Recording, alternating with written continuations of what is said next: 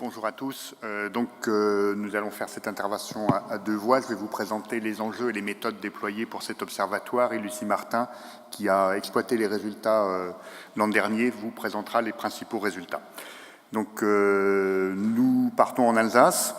L'enjeu de qualité des eaux en Alsace, c'est surtout un enjeu de qualité des eaux souterraines avec une nappe phréatique qui couvre quasiment les 2/3 de la surface agricole. Elle représente 3200 km². C'est la plus importante nappe d'Europe avec son extension du côté allemand, avec 35 milliards de mètres cubes de réserves simplement côté alsacien.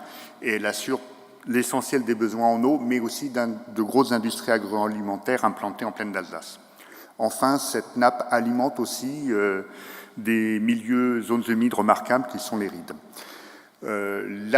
La surveillance de la qualité des eaux de cette nappe porte bien sûr sur les phytosanitaires, avec des inventaires régulièrement conduits tous les 6 ou 7 ans, qui montrent la présence récurrente de produits phytosanitaires au fur et à mesure des inventaires.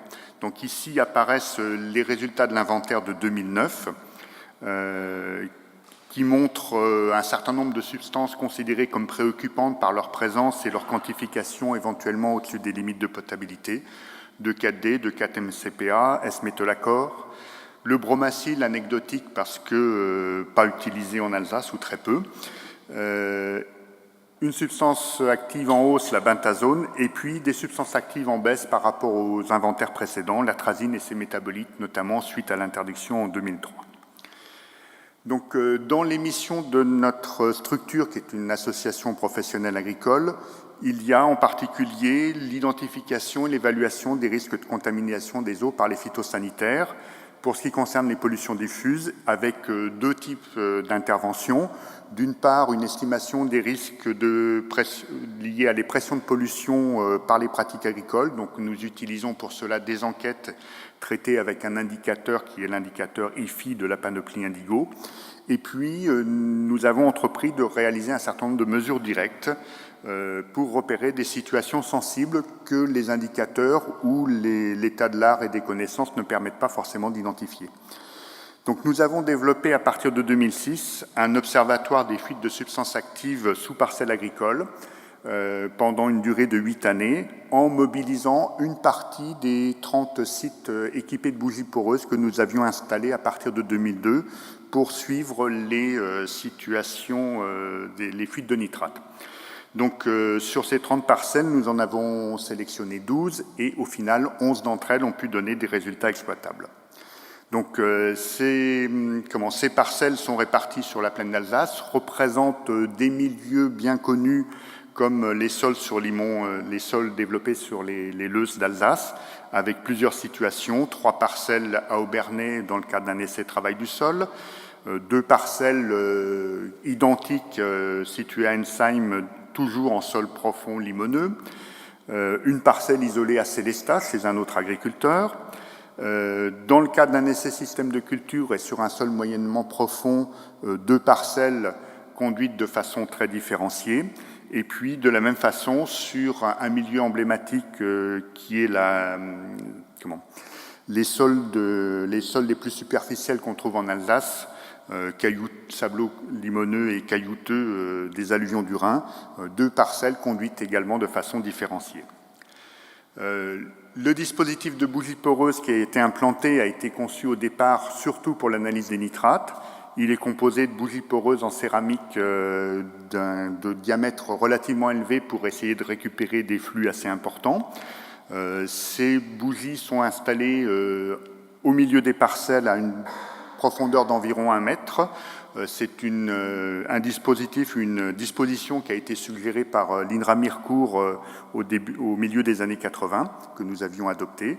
Et puis, tous les tubes de prélèvement sortent en bordure de parcelle, ce qui fait qu'il n'y a quasiment pas de gêne pour l'agriculteur qui conduit sa parcelle et ses traitements phytosanitaires comme il l'entend.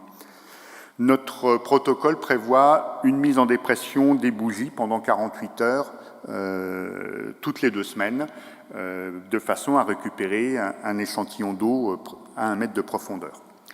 Donc, de ces 12 parcelles et des échantillons que nous prélevons, nous en assurons la congélation, la conservation par congélation, de façon à avoir le temps ensuite de trier ces échantillons pour sélectionner ceux qui correspondent à des épisodes de drainage et définir les menus analytiques qui vont comporter la recherche des substances appliquées par l'agriculteur, ajouter des recherches de substances actives qui auraient pu faire l'objet de détection pendant les campagnes précédentes. Ensuite, tous ces résultats sont bien entendu conservés dans une base de données.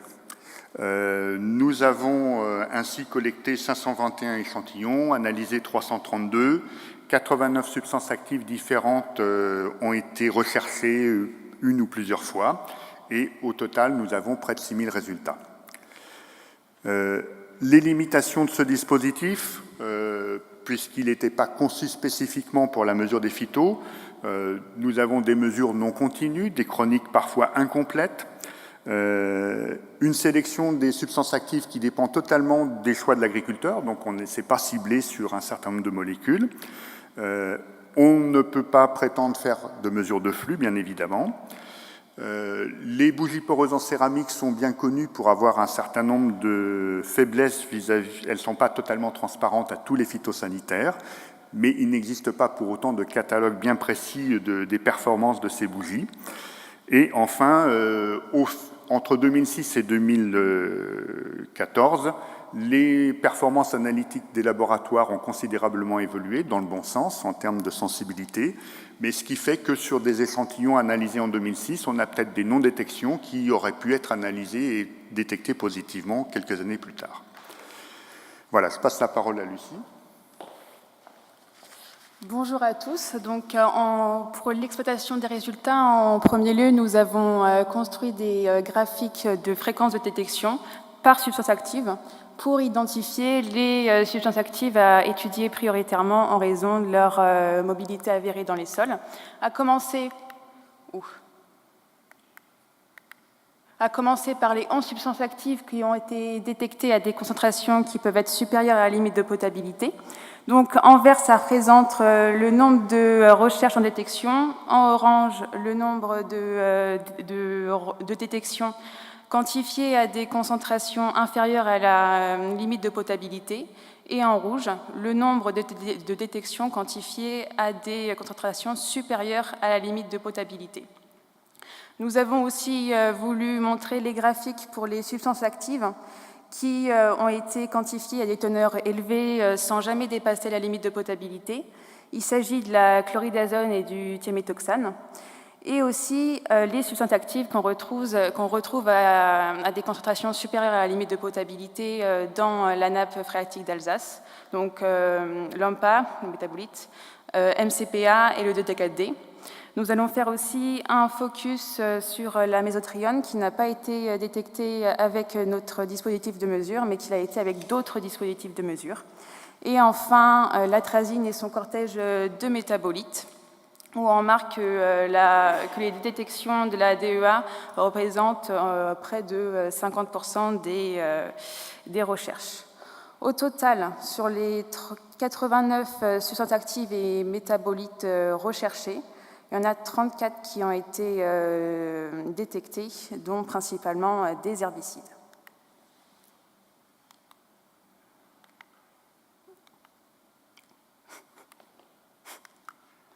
Alors, pour quelques substances actives qui représentent un réel enjeu environnemental, nous allons détailler leur comportement sur les parcelles du réseau, à commencer par le nicosulfuron.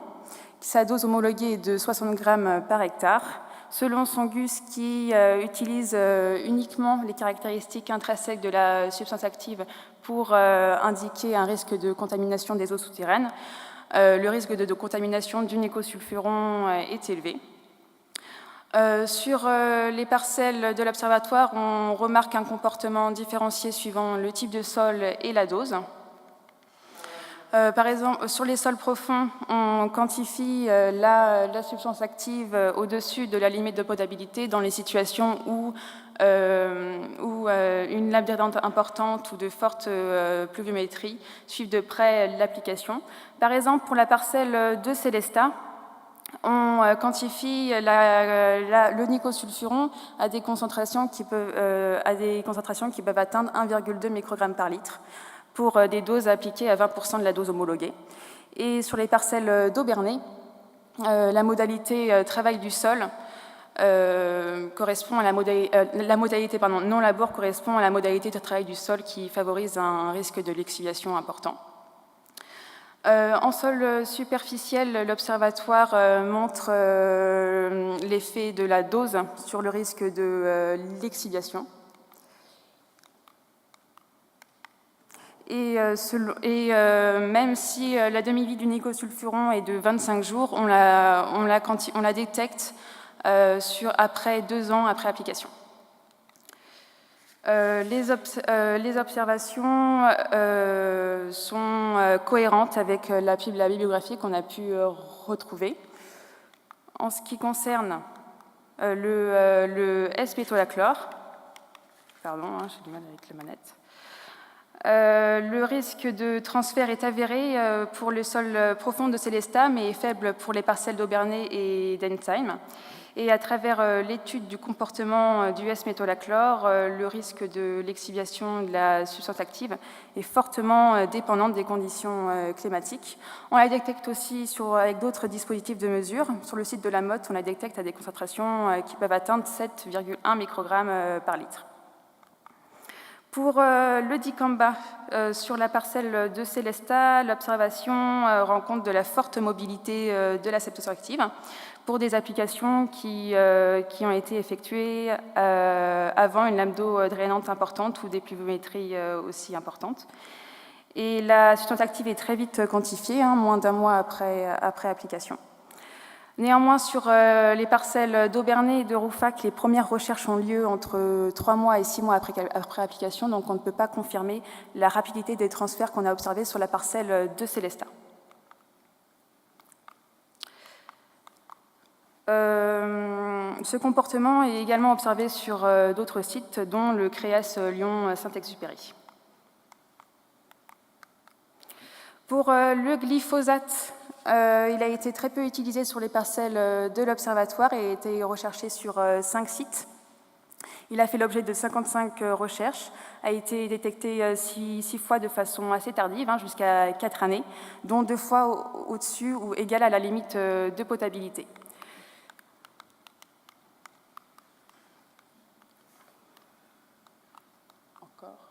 Pour l'AMPA, il a été détecté 4 fois sur les mêmes échantillons à des valeurs qui sont inférieures ou égales à 0,03 microgrammes par litre. Pour le méthaldéhyde, il a été appliqué 1 fois sur 3 parcelles en sol profond sur l'Eus et a été suivi pendant 5 années consécutives. Il a fait l'objet de 46 recherches, a été détecté 18 fois, dont 13 fois au-dessus de la limite de potabilité. Et peu de littérature a été repérée sur le sujet. Alors, voici les substances actives qui ont été recherchées plus de 30 fois, mais n'ont jamais été détectées. Néanmoins, les chroniques d'observation n'ont pas été analysées au cas par cas. Par exemple, on ne sait pas si les premières recherches ont lieu quelques jours après application ou quelques mois plus tard. Et on ne sait pas, et on n'a pas aussi caractérisé les conditions climatiques où ont lieu l'application. À part la mésotrione, où on a porté une réelle attention, puisqu'elle n'a pas été détectée sur les parcelles de l'Observatoire, ni sur un autre site d'évaluation du risque de l'exhibition qui sont aussi composés de bougies poreuses. Néanmoins, elle est fortement retrouvée et à forte fréquence et à forte teneur dans des études similaires à l'aide de plaques lysimétriques. Donc on peut se poser la question si l'hétérogénéité du comportement est engendrée par des phénomènes en jeu dans les sols ou par les biais éventuels occasionnés par l'utilisation de bougies poreuses.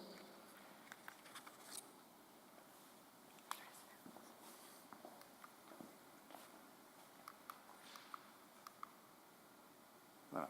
Donc, en conclusion, on peut s'interroger effectivement sur les fonctions que peut remplir ce type d'observatoire avec le recul qu'on a pris suite à cette expérience. Donc la première fonction qu'on peut identifier, à laquelle on pense, c'est une fonction de screening. Celle-ci n'est pas parfaite, mais sans doute utile, parce qu'elle permet d'une part l'identification de substances à risque de transfert avec soit des confirmations, soit des questionnements nouveaux, comme on vient de le voir avec le méthaldéhyde. Plus en détail, elle permet d'identifier des situations à risque possibles par analyse détaillée de cas de transfert avérés. On est capable de mettre donc en relation la météorologie dans les jours qui suivent l'application avec certains risques de transfert.